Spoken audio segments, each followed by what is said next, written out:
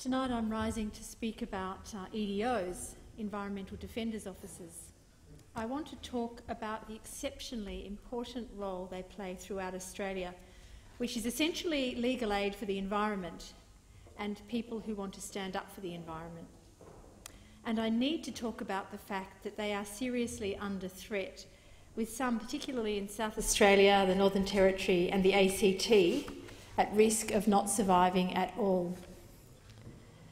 The situation is urgent, and it will be a terrible shame at a time when we have never faced more serious challenges to the environment which sustains life on this planet, if we allow this to happen. Many people won't know about the important and significant work these 9 officers around Australia do, but their many clients, those people who have sought their advice and help about environmental law issues over more than 2 decades now, will have no doubt about what the loss of Environmental Defenders Officers would mean. Since they were established in the 1990s, EDOs have played a crucial role in helping communities to protect their land, air and water. They've provided legal advice and representation, they've worked for environmental law reform and have had substantial input into policy debates and discussions around Australia with the aim of promoting optimal environmental policy.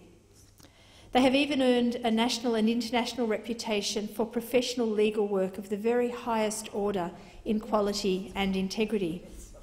But what does this actually mean on the ground? Central to what EDOs do is empowering people with the knowledge they need to protect the places they love. So EDO lawyers advise individuals and community groups on their specific situation and help them to understand the laws and the processes involved in using the law to defend the environment. So that's what happened when 7 residents of Coffin Bay, a small town on the Eyre Peninsula of South Australia, approached the EDO to challenge the development of an international health clinic and a 36-lot residential subdivision on pristine coastal bushland on the outskirts of the popular tourist town. Issues that worried those residents included the irreversible destruction of important habitat, which had sites of rare plants, the overuse of precarious groundwater resources, increased risk of bushfires and inappropriate urban development. With the help of the Environmental Defenders Office in South Australia, they won their case in the Environment Court, and the only thing motivating these everyday Australians in embarking on what was a stressful and costly process to challenge the planning approval was their love of the unique environment of the town and their desire to see proper processes followed. Reading the annual staff report of the South Australian EDO for the last year gives a sense of the broad and valuable scope of work they do, with just 2 lawyers and dozens of volunteers. The volunteers, made up of senior lawyers, students, graduates and other interested members of the public, actually contribute almost the equivalent again of the paid time of the EDO staff. Over 2013-14, the EDO helped a wide range of individuals, which included small business owners, farmers and residents, as well as groups, special interest groups and environment groups.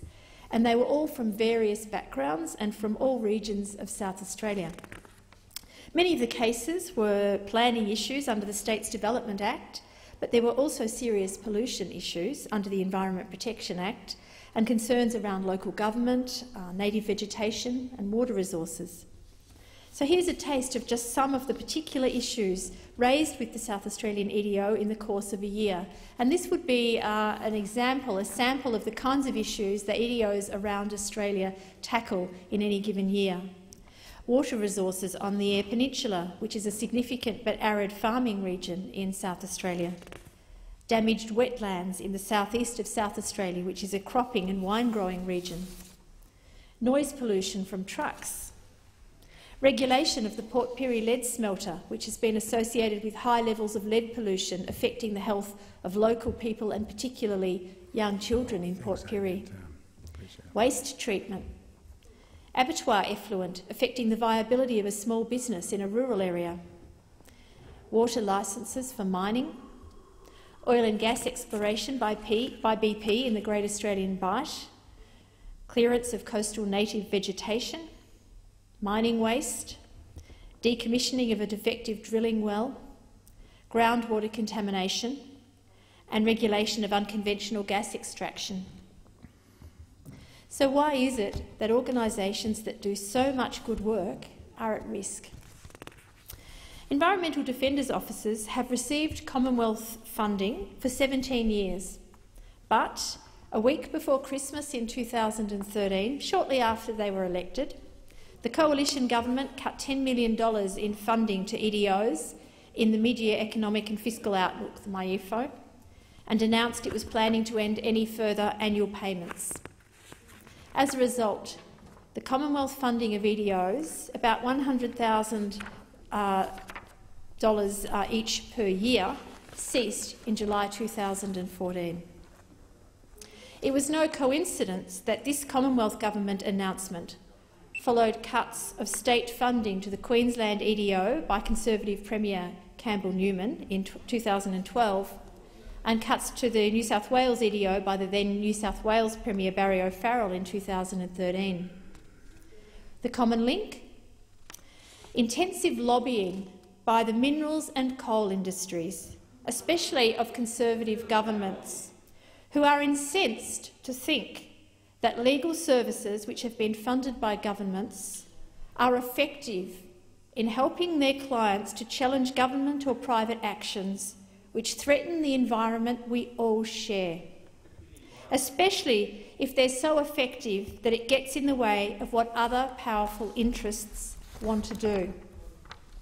Freedom of information documents show that before Barry O'Farrell made his decision, the New South Wales Minerals Council Chief Executive had written to him, hoping the government would cease funding the EDO as a matter of urgency, and the Coal Association made similar appeals in March 2012, writing that it was perverse that EDO funds were being used to challenge the decisions of elected representatives, and yet courts were upholding those challenges, which shows that those decisions of elected representatives were not lawful. In the February 2014 Senate estimates hearings, I then questioned the Attorney-General, Senator Brandis, about whether he had been lobbied by anyone to make his cuts to EDO funding several months earlier. At first he had no recollection, but then he was helpfully reminded by his adviser that he had received a letter from the same Minerals Council of New South Wales. Although the Attorney-General wouldn't disclose the contents of that letter, a subsequent Freedom of Information query revealed that the letter was again from the CE, Chief Executive of the New South Wales Minerals Council, Stephen Galilee, who urged Senator Brandis not to fund the New South Wales EDO. It's no secret that EDOs around Australia have been too successful in protecting the environment in the eyes of some. In New South Wales, they've helped clients prevent a coal mine expansion by Rio Tinto. They've helped clients force Santos to hand over water data to concerned farmers, and they've helped stop bulldozer clearing of Moles Creek. In the Northern Territory, the Environmental Defenders Office has supported traditional owners in remote Borroloola in relation to the MacArthur River mine, which has the potential to cause catastrophic pollution of their land. It was the first agency to raise concerns about a smoking waste rock pile at the mine to the Northern Territory Health Department, triggering an investigation. It's not clear that if that alarm had not been raised with the help of the EDO, whether that investigation would have occurred. It's important to remember that the kinds of attacks and restrictions on independent public interest legal services like EDOs that we've been seeing recently are not new. So in 1997, soon after he gained office, John Howard's federal government imposed a condition on environmental defenders officers that they were not to use legal aid funds for litigation. John Howard's government never gave an adequate rationale for their rule, but the timing was very interesting. The year before, a wealthy developer called Keith Williams, who was intent on developing the controversial Port Hinchinbrook resort in northern Queensland, had been publicly and prominently critical of government funding for environmental defenders officers, following the EDO New South Wales effective work in advising and representing a group called the Friends of Hinchinbrook, who challenged his development in the federal court. Forbidding a legal service whose job is to assist its clients to use the law from using litigation is like ordering them to operate with one arm tied behind their back. If it wasn't so cynical, it would be laughable. Last year, the Productivity Commission finalised a substantial inquiry into access to justice arrangements in Australia. It specifically considered environmental defenders' offices and noted that in the past 5 years there were no cases in which EDO officers were engaged which were dismissed on the basis that the case was frivolous or vexatious. The Productivity Commission stated, and I quote, "The Commission considers that there are strong grounds for the legal assistance sector to receive funding to undertake strategic advocacy, law reform and public interest litigation, including in relation to environmental matters." Recently, the federal government bowed to pressure and reversed some of the funding cuts they had applied to other community legal centres and legal aid in Australia. But they have steadfastly refused to reinstate funding to environmental defenders' offices. This antipathy to EDOs is only understandable if we take into account the powerful interests who are opposed to them. EDOs play a crucial role in a nation that respects the rule of law and the right of its citizens to challenge the government where laws or administration are deficient. Over many years, EDOs have a track record of making sure government action is lawful and that the voice of ordinary Australians can be heard when it comes to our shared environment. In 1999, the South Australian Environmental Defenders Office initiated what became the longest environmental court case in South Australian history. The issue was whether the state's burgeoning aquaculture industry was being properly managed, and in particular whether it was ecologically sustainable as required by South Australian law. 42 floating feedlots for southern bluefin tuna had been established off the coast at Port Lincoln without a thorough environmental impact assessment. The EDO assisted the South Australian Conservation Council, which incidentally has now also been defunded by this federal government, to lodge an appeal in the Environment, Resources and Development Court. After a lengthy trial and dozens of witnesses, the full bench of the court found that the feedlots had been approved in contravention of the planning scheme and were not, as was required for development in coastal waters, ecologically sustainable. The court overturned the approvals and the case attracted international interest because it was one of the first times a court had determined the meaning of the term precautionary principle. Eventually, because of this EDO case, the South Australian state government realised that the regulatory arrangements for aquaculture were a shambles and was forced to rewrite the aquaculture laws and modernise its practices and processes to reflect modern environmental standards. That was in 1999. Since that time, the EDO has changed the landscape in South Australia in many ways. It's been a relentless champion for the public disclosure of pollution and licensing documents held by the Environment Protection Authority.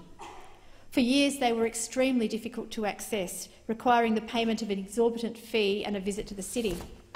Now, the EPA routinely publishes vast amounts of information in an easily accessible online public register, in large part because of the persistent advocacy of the EDO over many years. At a time when we are facing bigger environmental challenges than we have ever faced before, at a time when we are in a generation which will make decisions that mean that our species and many, many other species will survive and thrive or not, we have never needed stronger defenders of the environment. Our increasing human population will mean ever-increasing pressure on our environment and our resources. The pressure to develop at any cost will only increase. As Senior Lecturer at Adelaide University Law School, Peter Burden, has written, "We are living at a time when the best science in the world is telling us that human beings are on a collision course with ecological collapse. Moreover, the time frame for this collapse is getting shorter and shorter. Without public support, the Environmental Defenders Offices in South Australia, the Northern Territory and the ACT particularly will not survive. And without them, individuals and grassroots community groups who are often fighting David and Goliath battles with wealthy mining companies and wealthy developers will be left to fight alone. Every EDO has a website. Every EDO has a donate button. I urge everyone who cares about protecting our environment and who has the means to support these important services to visit those websites and to click on those donate buttons. Because the EDO defends the environment in a way that no other organisation can, as the environment's legal team. And I take this opportunity to thank those lawyers, those volunteers who have worked tirelessly for so long and continue to work against the odds to protect the environment on behalf of all of us. We all benefit from your work. Thank you. Thank you, Senator Wright.